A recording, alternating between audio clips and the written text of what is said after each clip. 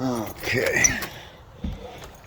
Oh, yeah, it's warm. But look at the disaster I got. Today I get to clean the garage. It took me a week to build the Cherokee. Then I broke the T-case. Took me another day. Quite a few transfer cases later, I assembled one. So, yeah. And the heater core quit on my work truck. So then I had to change that. Right now it's working nice, but I still had to put the other pieces on my truck. So that is what I am doing today. I got quite the shit and crap to clean up on here. So I can bring the rs1 in and get actually going. Big snow trip tomorrow. The question is, what I'm taking, rs1 or the Jeep? That's still a question. Today, not sponsoring this video, I don't know why. My buddy, Jimmy. Need some plumbing work? Give him a call. Super cool guy. Back to the video. Oh yeah, so we're not gonna go for perfect cleaning the garage, but I mean, this is day and night better. Now I'm gonna bring the rs1, start working on the rs1. I'm gonna remove the driveline out of the Jeep and basically go buy a piece of metal because I don't have enough metal to make a driveline. Let's see. No, this is my hybrid cage for the Jeep. Plate stiffeners. Haven't gotten that far. Still gotta clean up all these broken parts and everything. Let's see how full the dump truck is. Brew, cold.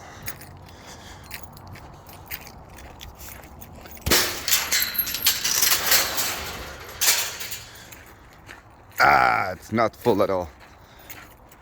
Perfect. Yeah. Plenty of room for the garbage. We gotta pick up so many leaves on the yard, good lord. At least all the trees are done with that. Oh, there she is.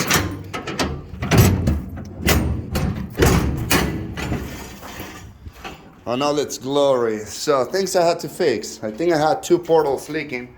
That one for sure. That one is, making a puddle underneath the tire.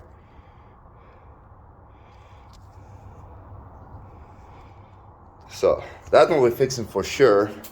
Then I thought I had another one leaking. This tire, the video is not gonna make you justice, but it is. Instead of straight, caca was like this and like this. This I can fix. This, I don't know what bend. So I'm gonna put a chain through here and through the front. My 12-ton jack on here, stretching the chain till I bend something in the opposite direction. As expected, the rs1 started great.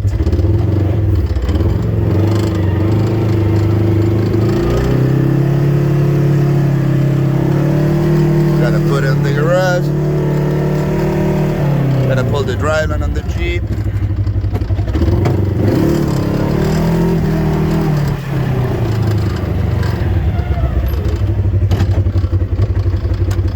But this is why I kind of trying to figure it out which vehicle to take. I haven't done maintenance on this. Since this race I took 2nd place. Let's grab a tape measure so I can explain better. Okay, so if I were to take this, my ground clearance is, get a little down in there.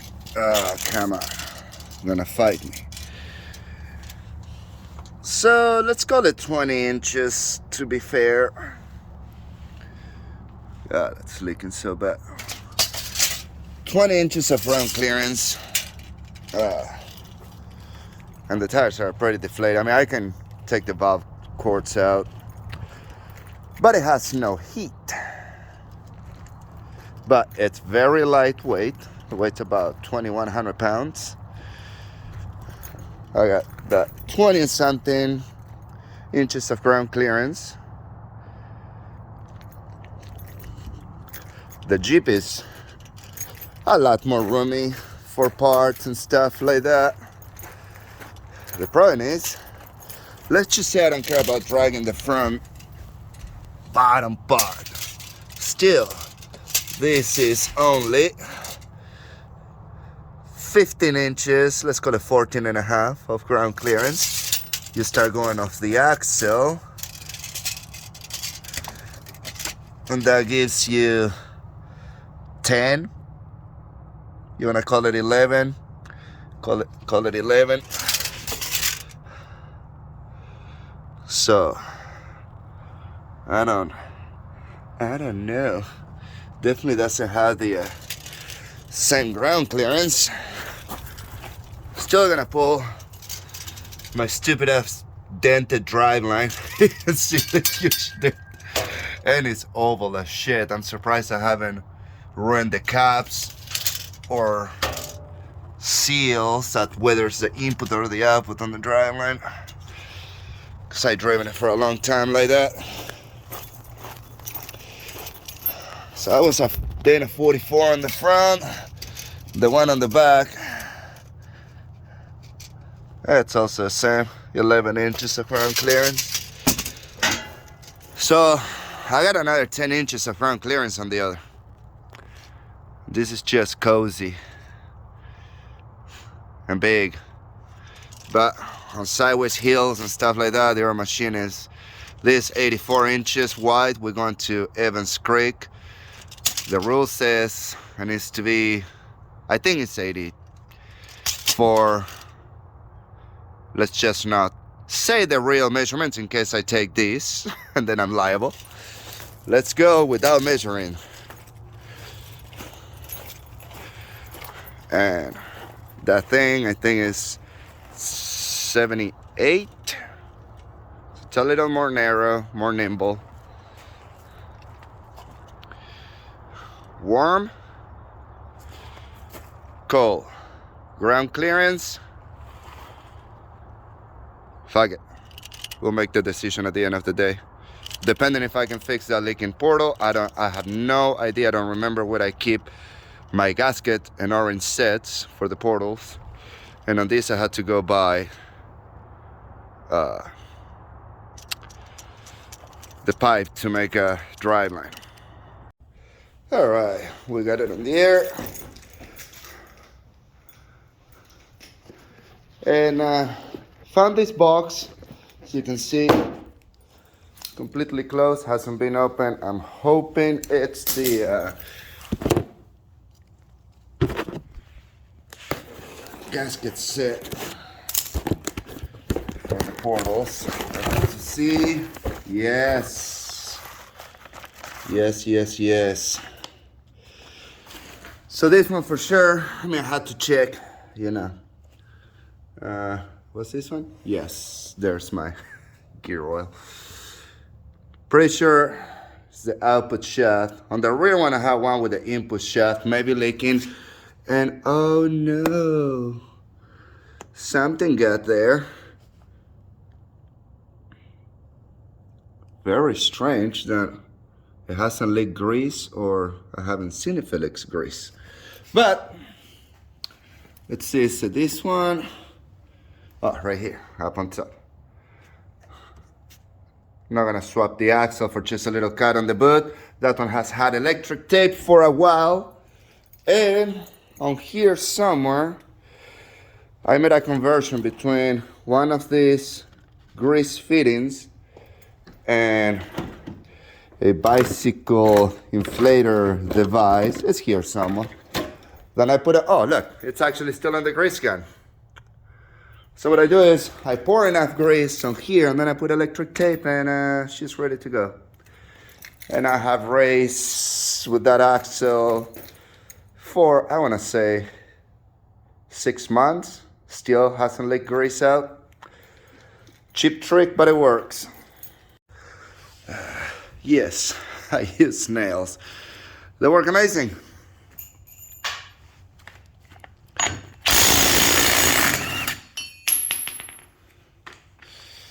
Okay. Of course you're not gonna come out. Jeez. Alright. Yeah, I'll take it out. I know, triple clamp will be better, but if it's the double, fits really good on the back. Ouchie. Alright. Battery too low to use this. But, so that seal, I'm gonna clean it. Apparently it's leaking. We'll use little brush and stuff, clean it up, put some flashlight and show you. Working by myself, and I never claimed to be a professional. Let me move that. There we go. Now I don't have to hold it with both hands. Yeah, get tight. My seal don't look bad. I probably replaced it anyways. I just can't tell if the gear oil was coming through there. These ones were a little loose. Maybe it was seeping through the center gasket. So I think I'm gonna try like that. And see what the hell it's gonna do. Can put gear fluid in there and just go do hot laps in the neighborhood. I do have the O-ring, but I don't want to waste it if that wasn't the problem. Very hard to know.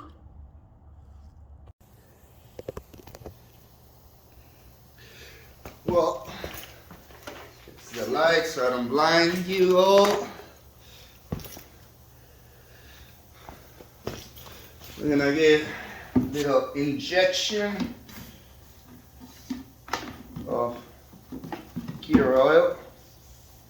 Oh, I cannot reach the bottom. There's nothing on this one. There's a little. There we go. Yeah.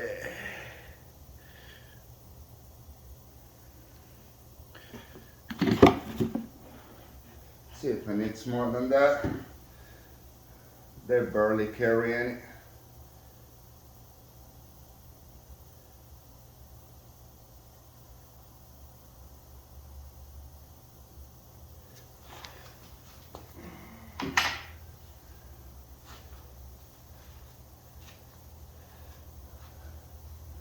Now again, because I'm in a hurry, we're going to do it the wrong way.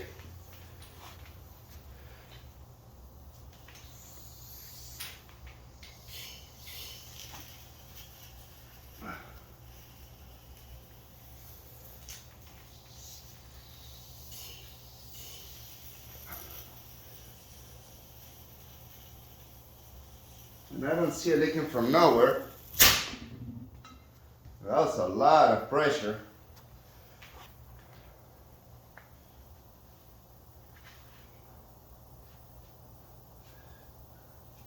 Yeah, I don't think I'm gonna replace my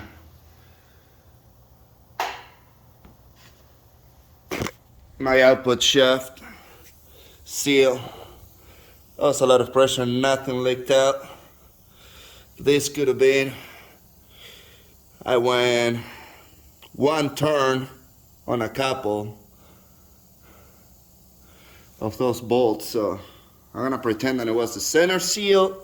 Still gonna take it for a couple hot laps in the neighborhood. Put some more gear oil. Like I said, it's never gonna build enough pressure like I just did with the air gun. And no, I didn't went full retarded, then I would have blown the seals up. We'll see. There's always little cracks everywhere. Great, I cannot find, so one of my welding helmets needs batteries, so I haven't put the system in there. The other one is in the motor home for my on the go. But I had these gas station sunglasses and some proper equipment for flammable stuff.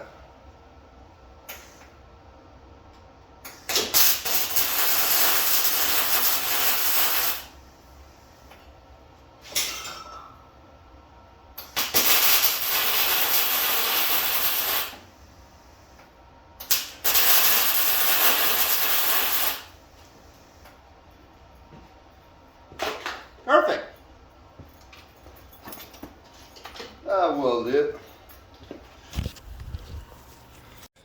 Well, we left the output seal alone. What we're gonna do is, obviously I tied all these ones, about a turn each one. That was leaking maybe through the split gasket. And framing nails. Laugh all you want. I love them. They're easy to put in, easy to take out. Give them a little bend with the plier, and you're good to go. Cotter pins are always a pain on my butt to remove them, and I never had a problem with this. I do it on my Jeeps, Toyotas, side-by-sides, everything. Now I'm just doing the other side. Why? Because I got Insanity 5 Winter Challenge coming up. And this is probably the last time I'm gonna have to do maintenance on it. And yes, I had the rear plastics in there. They'll be on. And if you're wondering what actually I was welding, there we go. Just 3 very tiny that I can cut with my angle grinder that I carry always on my truck. Why? Because this puts weight up, this pushes down. Somehow these ball joints are built backwards. The one thing holding them is just a little C-clip. No C-clips, you lose the ball joints. Should be backwards. This thing should go and stuff itself up on here, and the C-clip just keeping it from pushing down. I don't care if it holds down the weight of my tires. I need that C-clip to hold all the force of 2,100 pound machine landing this tire in less than a second, stuffing all the way up, maxing that shock, and literally the C-clip is doing all the work. That's why I always tack weld my ball joints, and I never lost one. I used to pop them off, break the C-clips. Not anymore. Well, this driving lasted one trip. As you can see, did not hold down well at all when hitting a rock. So time for the big grinder. Cut the ends off and make it out of something a lot better than that, a lot heavier duty. Not to sell if you ever get in a driveline for a wheeler.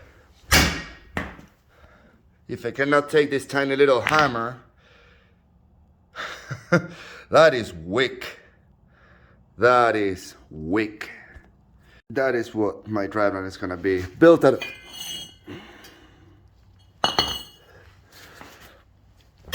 golly! That rang my ears. Whew. I think I just scratched the rust out. Now this one.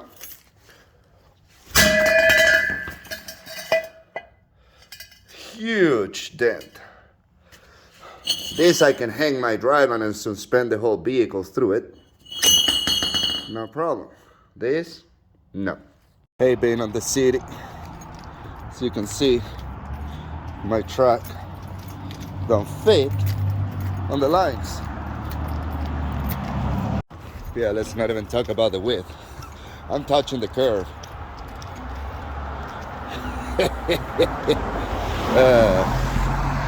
Her fat ass don't fit here. Get it, yeah. You box that motherfucker. Ha ha ha ha ha ha. Boom, uppercut. Get it.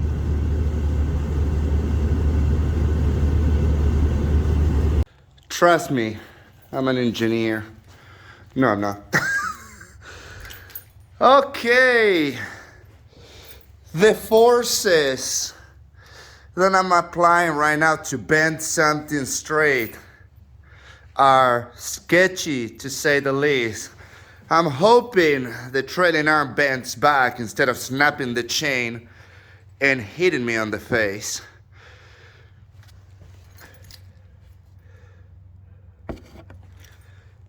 One-inch bolt holding that in. Golly. We'll see.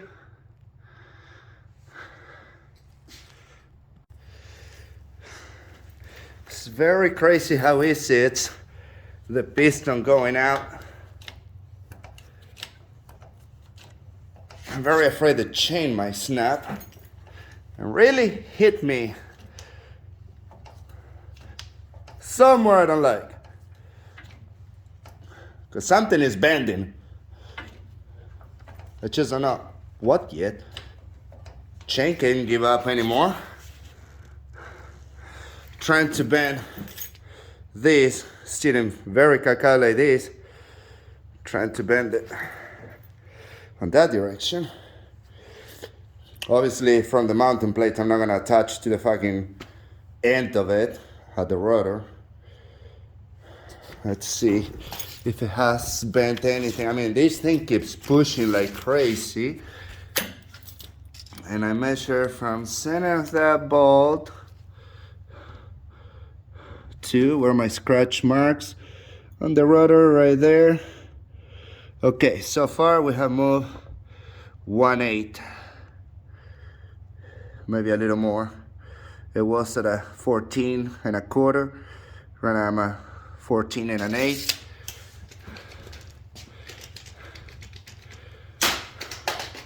I want to apply forces from here with a long distance. Let's see what we got. Okay. Something that keeps me a little farther away.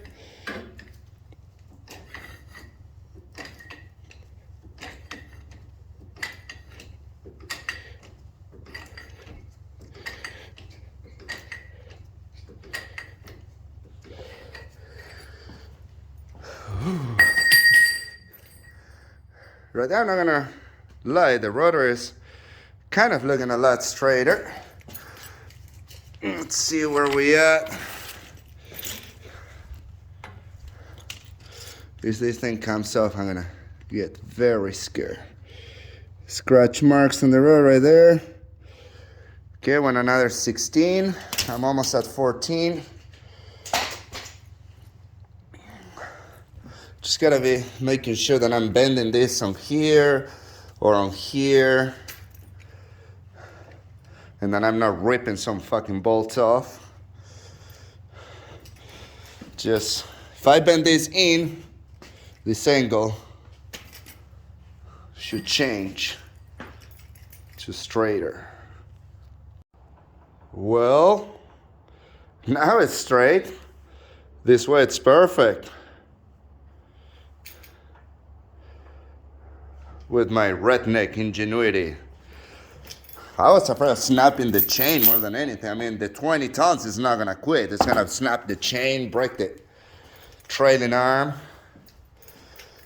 It's definitely bending right about here. It's huge gases, these triangles, they go through everything. I don't know what to move. I could have bent this, maybe this bend, I don't know. But I like it. We'll see if on the ride tomorrow it holds the metal memory straight, or if I actually had to cut these gaskets, bend it, and then weld them. So far I don't know what I bend, but it's dead straight. Hey Dave, using my chains on my tires are useless. My knobs are bigger than the chain. Oh, now that's funny. Okay, Tom Woods driveline, the one I'm gonna build. Let's see. Let's do a simple test and see if I can make these.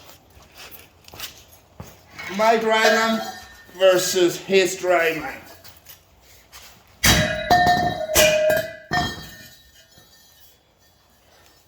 Flat, flat, flat, flat. Not a scratch.